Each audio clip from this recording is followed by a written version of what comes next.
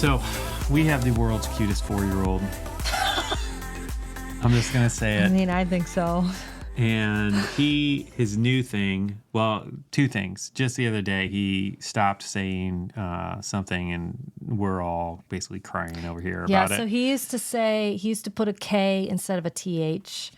So you count 1, 2, 3, 4.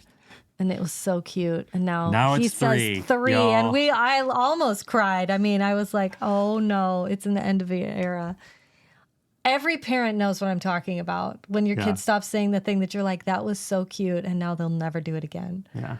He's kind of agreed, though, that he'll just do it for fun every once in a while. Just Which will be cute for the next year. And then after that, it'll get weird. 10 years from now, it'll be like, don't do that anymore. What are we doing there? But the thing that he is still doing, what was he just saying when he came in here? He came in here.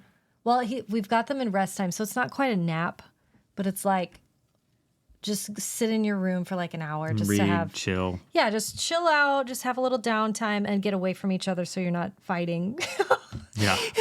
Get away from me so I don't have to break up the fights, But he came in and he goes, "Can you come out of your room if you're starving thirsty?" So that's his new thing. He needed a drink. Yes, you can go get a drink. We were at the pool this morning, so. We're sounding like those lame and doting parents, but I don't care. I know. The people love it. People love it. So Starving thirsty is funny. Starving thirsty is funny. Yeah. Yeah. Yeah. And if you've had kids before, you know what I mean. You probably have your own, right? I know. I don't think I've ever heard starving thirsty. Yeah, we got a creative kid. What can I say? Starving thirsty. So today we're answering a question that I've gotten a whole bunch. And to be honest, I've been meaning to write a blog post about this or do a podcast specifically about this. And I finally just thought, all right, because somebody emailed me the other day asking about this. I'm like, I'm going to make a response to you, and I'm just going to turn it into a podcast. Oh, that's pretty great. much what it is. So this is me asking or answering one of our 10X investing students. She sent me an email asking this question, and I recorded a response for her, and I'm going to drop you into that so you can listen to my response to her on this question. But essentially the question is, because a lot of variations of this question have come in, like, should I invest in companies that I don't agree with morally? Mm-hmm. Or how do I handle that? And there's a lot of questions that kind of surround this, but this is the fundamental thing for us as Christians. Should we be investing in companies that we don't believe in how they do things? Mm-hmm. And I think it's a really good question to ask. Yeah. Okay. So I'm going to drop you into that so you can hear my response to her. And I will just say up front, I don't claim to have all the answers, but I will, in this response, I share what I've done, what I've learned in my journey on this and finding an answer for this question. Okay, so I'm not answering this question with you on that, response, Sure. right? But just you talking about this is reminding me a couple of years ago when we were talking about somebody. I don't even remember who it was at this point, but I think they were running for president. And I said, well, so-and-so thinks that they might be the Antichrist. And you said, if they're the Antichrist, as a Christian, should I vote for them or not? Because it's like, you can't stop what's going to happen. We all know how things are going to end, but at the same time. But that's kind of what this question reminds me of, is like... All right. How do we handle these things? They are tough questions to answer. Yeah. Humor always helps, which is it does. This is what I bring to the table. Keep bringing it. So with that, let's dive on in. Hey, Elaine, it's Bob. Hope you're doing good. And thank you for asking this question, because it's one that I feel like I've gotten a good bit or different variations of this question. And so I kind of put some thoughts together, and I'm going to go ahead and answer that here for you. And I'm probably going to end up putting it back into the course because, again, people keep asking similar questions, and I do want to address it. So, yeah, summing up the question as I see it, or your question combined with other questions, essentially are, how do I or should I be investing in companies that I don't deem to be fully moral, And this question has been one that's, I think a lot of Christians, if we're thoughtful about our investments, it is something that comes to mind. It's like, all right, well, what do I do here? when I have this company who I just don't agree with their policies or I don't agree with how they do things, should I be investing in a company like that? And I've observed that there are two kind of prevailing approaches to answering this question. And so the first one, and I don't necessarily have names for these, well, maybe the first one is kind of biblically responsible investing. That's kind of the name of the movement. It does have a name, I guess. And that is essentially, trying to create some sort of criteria for all the different companies that we invest in or that you choose to invest in. And, it's like what you're talking about, where they're just abusive to their employees and only paying executives a lot of money and everybody else is, getting a pittance and things like that.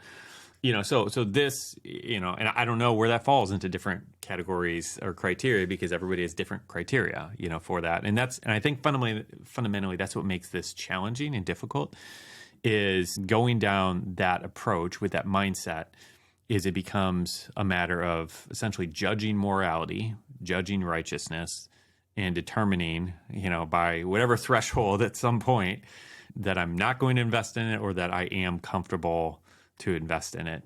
And as you know, as you mentioned in the email, there's no black and white here. This is not an easy problem to solve. The Bible makes it really clear that all have fallen short of the glory of God. All have sinned and fallen short. And so therefore, that's a really tricky thing to navigate and handle. Now, I think when I look at that and when I've applied that to some of my own investments, it's very much been yes, it's hard to land on that perfectly, but why not try? That's kind of been my logic. And so with my individual stocks that I own, those have been questions that I've asked a lot of times. So one of the questions I'd ask is, if I wouldn't start this company, or the question I guess would be, would I start this company? And so maybe Philip Morris or something, for example, would I, in good conscience, start a cigarette manufacturer, whatever, doing something like that, knowing what I know and how it, harms people and kills people and whatever else? And for me, the answer is no. And so therefore, I wouldn't just go buy that stock, So that's fairly easy to kind of think through that framework. But again, like where this gets tricky, another level of where this gets tricky is you might have the company on one hand who is just squeaky clean and passes all the criteria that you might set, but the CEO or one of the executives or really even anyone in the company, like who gets paid by that company, goes and use that money for something you don't agree with, whatever, goes and, tries to fund abortions or whatever, like supports that. Or whatever the thing might be.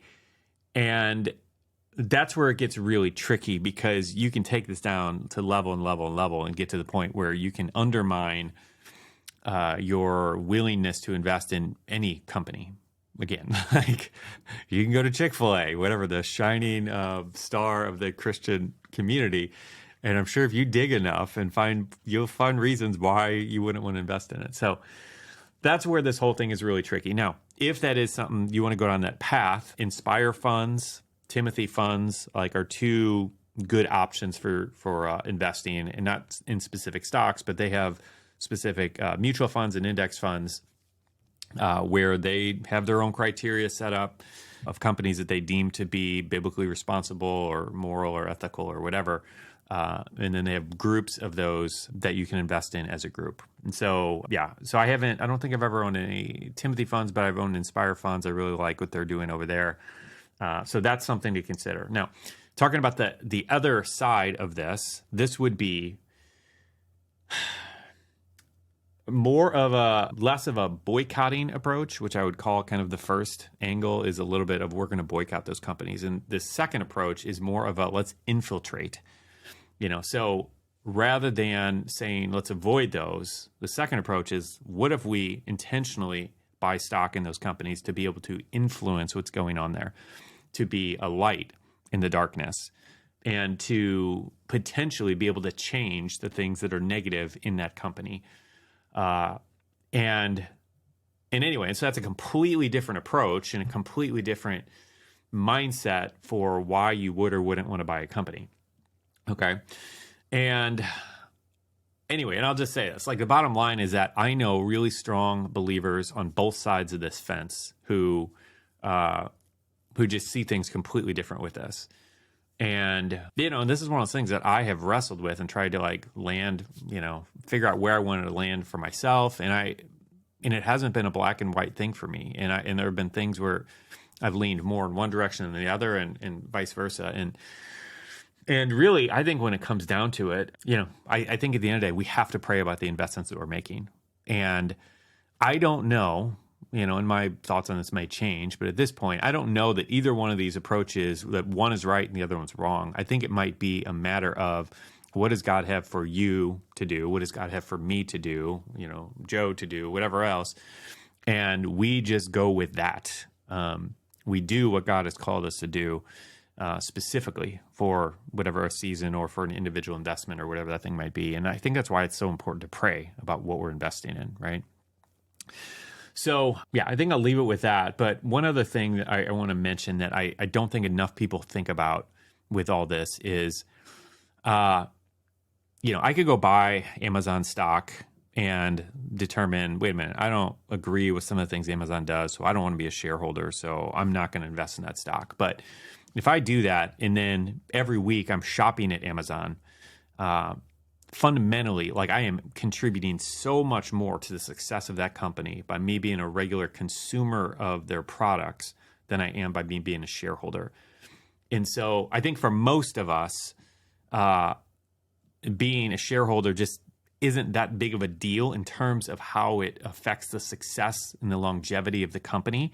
Whereas being consumers of the goods and products, services that they sell, like that is the thing I think so many of us are not thinking about enough and paying attention to enough, which again is not super easy.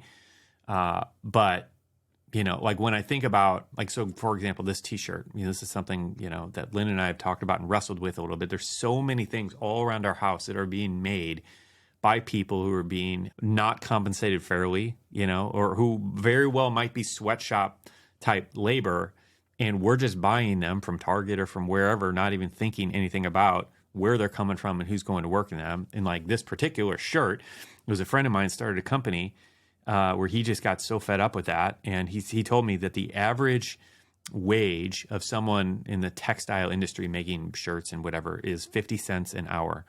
And they decided they were going to pay their people $15 an hour. And anyway, and so I'm like, all right, well, I'm going to go buy all my shirts from you, And so those are the things that I feel like not enough of us think about. And again, I'm not trying to derail this question and kind of point in that direction, but I think it's a really important thing that if we're thinking about where we're investing our money, we should be thinking about where we're spending our money as well. Because for most of us, I think that's a bigger fish to fry, if that makes sense. So anyway, those are my thoughts on this at this point. I will expand on them as I get more, because I'm learning and growing just like you and everybody else, and trying to find where I want to land on this whole thing. But I'll leave it at that, and let me know if you have any follow-up questions, and we'll go from there. All right, see ya. All right, hope you found that helpful. Yeah. And like I said, so she was a 10X investing student. And so if you are interested in finding out more about investing, learning how to invest, or just learning our process that we've used, you can check that out in our 10X investing course, which is basically a step-by-step guide to get started for the basic package. And then the plus package, we go into a lot of different alternative investments, our stock picking approach that we followed that has yielded some 27X, 34X returns and has worked really well. So you can check that out, seedtime.com/10X if you want to explore more of that. Let's talk a little bit about what God's doing in the SeedTime family. Do we got something to share? I do. I have this review. Okay, great. Share. It's by Condo Medicine Man. That's a cool name. I'm like, is condo part of your name? Is it because you live in a condo? Are you a medicine man out of a condo? I don't know. But here we go. That's the name of the user. So it says, I really appreciate the timeless practical wisdom given by Bob and Linda Lotich on virtually every episode. They address many common financial issues and problems and are vulnerable enough to share their own mistakes. Yes. Yes, we are. There's a lot of them. And what they learn from them. Consistently biblical advice, and they walk the talk. That's really kind to say. Also, they reference or provide very practical resources that Bob has either developed or researched and vetted for us. Very true. that can be life-changing. Their Real Money Budgeting course has allowed my spouse and I to gain better understanding of our finances and control of our money, probably better than ever before. I've also been restored to living in the assurance of our Father's abundance and faithful provision for our needs, and freed from the scarcity mentality that shackles faith, hope, and joy. Wherever you are in your finances, check this out. That's great. That is awesome. I love it. I love that they're getting free. Like that, I think it's confirmation for us that it's not what we're doing. Like we're literally showing up, and then the Holy Spirit's doing the work that, we want to see him do and that we're praying for him to do. So, and that's our prayer, y'all. Like that's absolutely, that's the thing. That's what we are always praying, is just that God would show up and move and do the work, because you know this, we know this. It's like we have a tiny part to play, but God's the one who does all the heavy lifting. And your life isn't going to be changed by us, but it is going to be changed by Jesus. And that's what we're praying for you. Right, because you can do all the things right and still not see the breakthrough if you haven't gotten something from God on your situation, So that is really exciting. Yeah, I love hearing it. Anyway, thanks for hanging out with us today. If you enjoyed this episode or any others, go ahead and tag us on Instagram. Take a screenshot while you're listening to it. Tag us. Let us know so we can say hi and become friends and all that stuff. And go out to dinner and then just go on vacation together and just do all the stuff. Sound good? All right. All right. We'll see you in the next one. All right. We want to know if you've heard about our flagship class called True Financial Freedom. Yeah. And if you haven't, it's more than just a money class. It's really about fulfilling your God-given purpose, breaking free from hidden money beliefs, and making a lasting impact. Yeah, and we've gotten feedback from students, and they've said things like, it is the first class I've taken where at the end of each session, I felt equipped and not burdened. Yeah, and it's less theory and more realistic action steps and guidance. We've also heard it felt like a conversation with friends, which is awesome. Yeah, and it encouraged me in ways I didn't think I would ever experience. This class is on demand, and it's designed for churches and small groups as well as individuals. And you can get all the details at seedtime.com/TFF.